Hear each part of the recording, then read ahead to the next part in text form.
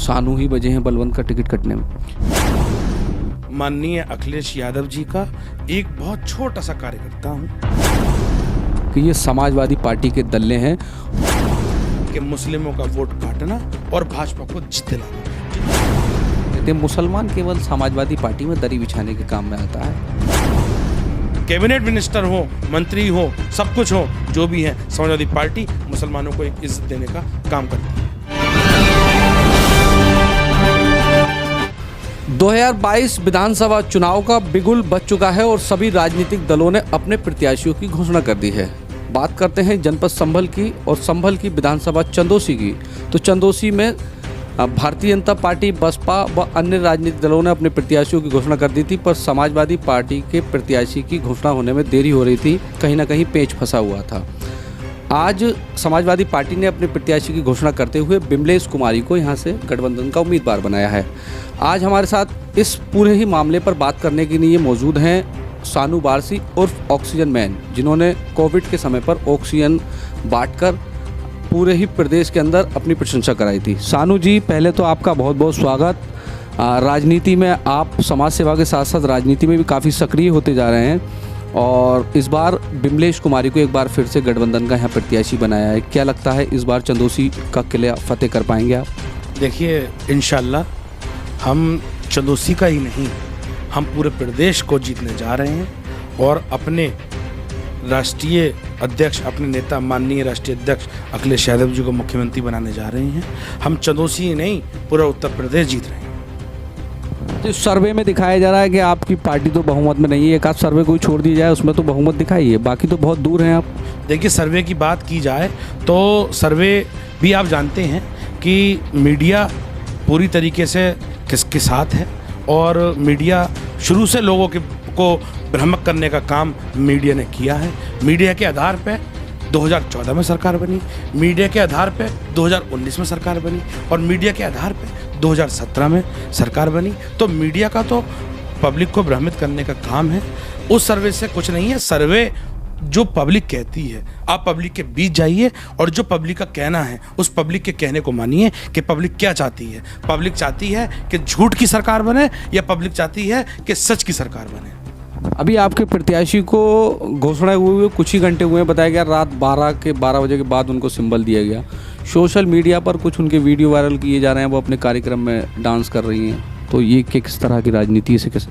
देखिए, डांस कर रही हैं तो उनका एक पारिवारिक फंक्शन है। कोई डांस करना कोई अपराध नहीं है।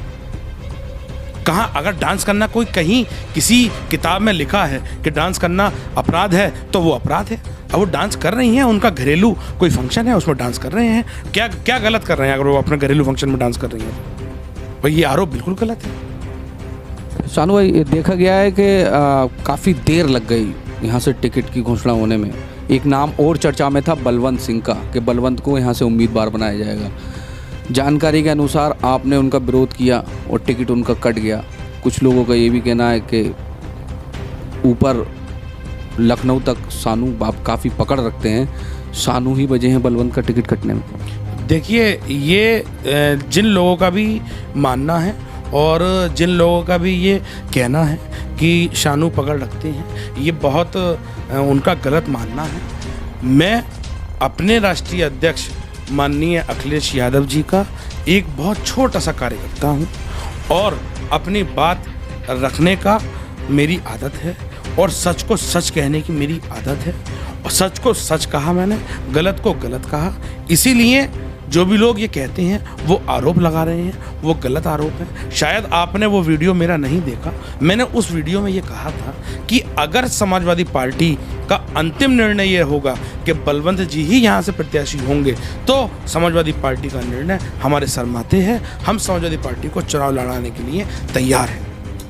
अच्छा, बात करते हैं AIM के जो राष्ट्रीय अध्यक्ष हैं असदुद्दीन ओवैसी। उन्होंने असमोली में एक सभा करी और उस सभा में सामने खड़ा होकर उन्होंने मुस्लिमों के गांव था वहां पर कहा कि ये समाजवादी पार्टी के दल्ले हैं और कई तरह के इन्होंने समाजवादी पार्टी पर आरोप लगाए। तो इसे किस तरह से देखते हैं, क्योंकि आप भी समाजवादी पार्टी से जुड़े हुए? देखिए, बात रही अकबरुद्दीन ओवैसी की या असदुद्दीन ओवैसी की, तो वो केवल और केवल ऐसी जगह सभा करते हैं और केवल उनको का काम है कि मुस्लिमों का वोट काटना और भाजपा को जीत दिलाना। जिस प्रकार उन्होंने बिहार में एनडीए की मदद करके और एनडीए की सरकार बनाने का काम किया है, उसी प्रकार वो उत्तर प्रदेश के अंदर एनडीए की सरकार बनाने का काम करते हैं। और मैं एक बात और आपसे कहना चाहता हूँ, ये आप भी जानते हैं कि महामहिम हमारे माननीय प्रधानमंत्री मोदी जी के बारे में अगर कोई अभद्र टिप्पणी कर दे या कोई अभद्र भाषा का प्रयोग कर दे तो वो सलाखों के पीछे जाने का उसका काम है। और मोदी जी तो हमारे देश के प्रधानमंत्री हैं। अगर एक भारतीय जनता पार्टी के अगर किसी एक कार्यकर्ता के खिलाफ भी कोई व्यक्ति अगर कोई टिप्पणी कर देता है तो वो सलाखों के पीछे होता है। मैं आपसे पूछना चाहूँगा कि अकबरुद्दीन ओवैसी साहब हों या असाउद्दीन ओवैसी साहब हों, वो ऐसे ऐसे भाषण देते हैं और ऐसी ऐसी अभद्र टिप्पणियाँ करते हैं, आखिर उनके ऊपर कार्रवाई क्यों नहीं होती? आखिर उनको हिदायत क्यों नहीं दी जाती? आखिर उनके ऊपर कोई कार्रवाई किसी प्रकार की क्यों नहीं दी जाती? बाकायदा वो एक भाजपा की बी टीम के रूप में कार्य कर रहे हैं। उनका सिर्फ और सिर्फ यही काम है कि मुस्लिमों में जाकर सेंधमारी करना। भाजपा ने का उनको एक तरीके से भाजपा ने उनको ये काम में लगा रखा है कि वो मुस्लिमों में जाएं और मुस्लिमों में जाके सेंधमारी करें। लेकिन पब्लिक अब समझ चुकी है कि कोई फ़ायदा नहीं है, वो भाजपा की बी टीम के रूप में कार्य कर रहे हैं और पब्लिक किसी भी कीमत पर उनको वोट नहीं देगी। पब्लिक जान चुकी है कि सच अखिलेश यादव के साथ है और विकास अखिलेश यादव के साथ है। अगर उनका विकास हो सकता है तो सिर्फ और सिर्फ अखिलेश यादव कर सकते हैं। इसलिए एक एक आदमी अखिलेश यादव के साथ है और इंशाल्लाह हम 2022 में भारी बहुमत से सरकार बनाने जा रहे हैं। अच्छा सानू भाई, समाजवादी पार्टी मुस्लिम वोट बैंक को अपना बताती है। मुस्लिम समाज के लोग भी अपना जनाधार देखते हैं समाजवादी पार्टी में। वहीं जो AIM पार्टी है वो कहते हैं मुसलमान केवल समाजवादी पार्टी में दरी बिछाने के काम में आता है, क्योंकि पूर्व में जब समाजवादी पार्टी की सरकार रही तो कितने ज़िलों के अंदर मुस्लिम DM रहे, कितने ज़िलों के अंदर थाना अध्यक्ष मुस्लिम थे या कितने SSP थे। आप बताइए कहाँ, हमें तो नज़र नहीं आएगी। बिल्कुल ठीक है, आपका सवाल ठीक है। क्या अकबरुद्दीन ओवैसी साहब यही सवाल जो समाजवादी से करना चाहते हैं कि मुस्लिमों से कि मुस्लिम कितने थे, क्या योगी जी से वो पूछना चाहेंगे कि उत्तर प्रदेश के अंदर कितने DM किस जाति से बिलोंग करते हैं, कितने इंस्पेक्टर किस जाति से बिलोंग करते हैं?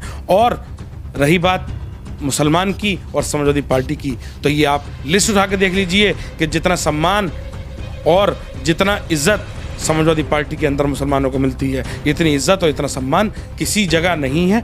कैबिनेट मिनिस्टर हो, मंत्री हो, सब कुछ हो, जो भी है, समाजवादी पार्टी मुसलमानों को एक इज्जत देने का काम करती है। अच्छा, आपकी ही पार्टी की ही जो कि आपके सरपरस्त मुलायम सिंह यादव जी की बेटे की छोटी बहू अर्पणा यादव पार्टी छोड़ के चली गई, तो जब परिवार के लोग ही भाग रहे हैं, पहले चाचा नाराज़ थे, तो जब सब भागने का सिलसिला शुरू हो गया तो ये कैसे? देखिए, चाचा नाराज़ थे, चाचा आज हमारे साथ हैं और चाचा ने एक आपने स्टेटमेंट पढ़ा होगा, चाचा ने ये कहा कि अगर अखिलेश यादव जी मुझे एक सीट पे भी चुनाव नहीं लड़ाते हैं तब भी मैं अखिलेश यादव के साथ हूँ। यानी कि चाचा सच के साथ हैं और शिवपाल जी सच के साथ हैं। दूसरी बात, अपर्णा यादव जी जो भारतीय जनता पार्टी में गई हैं, उस पर हमारे राष्ट्रीय अध्यक्ष जी ने बड़े होने के नाते और उनकी राजनीतिक सोच, अच्छी सोच के खाते उन्होंने बधाई दी। मैं आपसे कहना चाहूँगा, क्या गायत्री प्रजापति स्वामी प्रसाद मौर्य भाजपा में नहीं गए? क्या दारा सिंह चौहान भाजपा में नहीं गए? क्या धर्म सिंह सैनी भाजपा में नहीं गए? क्या इतने बहुत सारे MLA भाजपा के जो आज हमारी पार्टी में आए हैं, क्या वो नहीं गए? तो हम पे कोई इतना बड़ा कोई फ़र्क महसूस नहीं है कि उन्होंने हमारा कोई बहुत बड़ा मुखिया हमसे छीन लिया हो या कोई बहुत बड़ा नेता हमसे छीन लिया हो। अपर्णा यादव गई हैं तो वो बहुत जल्दी घर वापसी करेंगी। गुलाब देवी कई बार यहाँ से विधायक रही हैं, 7वीं बार लगभग उनको उम्मीदवार यहाँ से भाजपा ने बनाया है। इतना विरोध इस बार उनका देखने को मिल रहा है, पहले कभी इतना नहीं देखा गया। 500 से ज़्यादा जो उनके कार्यकर्ता थे उन्होंने इस्तीफे दिए और काफ़ी गाँवों से भी कई ऐसे वीडियो वायरल हो पा रहे हैं। तो जो भाजपा को यहाँ से नुकसान हो रहा है, क्या उसको समाजवादी पार्टी के प्रत्याशी केश कर पाएंगे? आप लोग किस तरह से ग्राउंड भूमिका पर जाएंगे? देखिए, समाज पूरी तरीके से जान चुका है कि समाज की झूठों की सरकार किसी कीमत पर नहीं आनी है। हमें सारे समाज को सबको साथ लेकर चलना है और हमें सिर्फ विकास की बात करनी है। और जो आप कहते हैं कि गांव से खदेड़ा जा रहा है, तो देखिए मैं आपको एक बात बताना चाहता हूं, जब एक आम आदमी किसी को वोट देता है तो एक उम्मीद के साथ वोट देता है कि उसका विकास होगा, उसके बच्चों का विकास होगा, उसके बच्चों को अच्छी पढ़ाई मिलेगी, उसके गांव में अच्छा सड़कें बनेंगी, उसके गांव में अच्छा विकास होगा। और जहाँ भी जो विरोध हो रहा है, मैंने भी देखा, वहाँ लोगों ने का कहना था कि वहाँ पे माननीय मंत्री जी ने उनसे क्या कहते हैं वादा किया था कि ये पुल बनाने का काम करेंगे, जो कि आज तक सिर्फ कागजों पे था और कागजों पे ही रहा। इसलिए ये झूठों की सरकार है। और मैं आपसे एक बात और कहना चाहूँगा कि एक बहुत बड़ी इन्वेस्टर मीट लखनऊ के अंदर ऑर्गेनाइज की गई, आपको भी शायद याद होगा, जिसमें राष्ट्रपति महोदय, प्रधानमंत्री महोदय, मुख्यमंत्री महोदय और तमाम इलाके के बिजनेसमैन, विदेश से बिजनेसमैन बुलाए गए और ये ऐलान किया गया कि 5 लाख करोड़ रुपए का इन्वेस्ट उत्तर प्रदेश के अंदर किया जाएगा। उत्तर प्रदेश के अंदर कारखाने खोले जाएंगे, उत्तर प्रदेश के अंदर युवाओं को रोजगार का मौका मिलेगा, उत्तर प्रदेश के अंदर युवाओं को नौकरी मिलेगी। आप एक चीज़ दिखा दो, वो केवल कागजों पे हुआ और कागजों पे ही रहकर ख़त्म हो गया। इसलिए वो झूठों की सरकार है और झूठों की सरकार पब्लिक जान चुकी है। इसीलिए और जो भी व्यक्ति या जो भी जिन लोगों का भाजपा प्रत्याशियों को खदेड़ने का जो काम कर रहे हैं, उन लोगों से मेरा एक विनम्र निवेदन है कि देखिए, मर्यादा में रहकर अपनी बात रखें और किसी के साथ कोई बदतमीजी या आक्रामक होने की ज़रूरत नहीं है।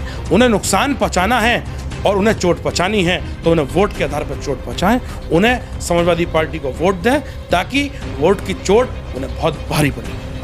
शानू जी, एक लास्ट सवाल आपसे रहेगा, व्यक्तिगत सवाल रहेगा कि शानू वारसी बहुत एग्रेसिव रहते हैं, गुस्से में रहते हैं, और ये भी बताया जा रहा है कि शानू वारसी का ही गुस्सा है जो बलवंत ने झेला है, और शानू वारसी ही ऐसे किंग मेकर की भूमिका निभा रहे हैं जो बिमलेश कुमारी को टिकट कराने में अंदरूनी बहुत बड़ा योगदान निभाया। ये सब विरोधियों की चाल है सद्दाम भाई, ये सब विरोधियों की चाल है। कोई एग्रेसिव या कोई गुस्सा कुछ नहीं है, ये सब सारी बातें विरोधियों की चाल है और विरोधियों को गंदा करने का काम है। और रही बात एग्रेसिव होने की, तो देखिए, मैं हक की बात कहना चाहता हूँ और मैं अगर डरता हूँ तो सिर्फ ईश्वर से डरता हूँ और अपने मालिक से डरता हूँ। मैं उसके अलावा मालिक के बनाए हुए बंदों से नहीं डरता। मैं अपनी बात रखने में ये कोशिश करता हूँ कि मैं अपनी बात रखूँ, सच को सच कहूँ और झूठ को झूठ कहूँ और जुल्म को जुल्म कहूँ। बस इसीलिए लोग मेरा विरोध करें या लोग मेरे लिए साजिश रचें, वो लोगों का अपना विवेक है, उस पर मैं कोई बात नहीं कहना चाहूँगा। देखिए, ये थे शानू भाई, बता रहे हैं 2022 में बहुत रफ्तार से साइकिल दौड़ेगी और सरकार हम बनाने जा रहे हैं। जो टीवी पर सर्वे दिखाए जा रहे हैं वो फर्जी है, ये इनका ये कहना है, पर सर्वे कुछ और ही इशारा कर रहे हैं कि भाजपा की गवर्नमेंट बनने जा रही है। पर कुछ सर्वे ऐसे भी हैं जो इनको भी राहत दे रहे हैं कि समाजवादी पार्टी एक बार फिर सरकार बनाएगी यूपी के अंदर।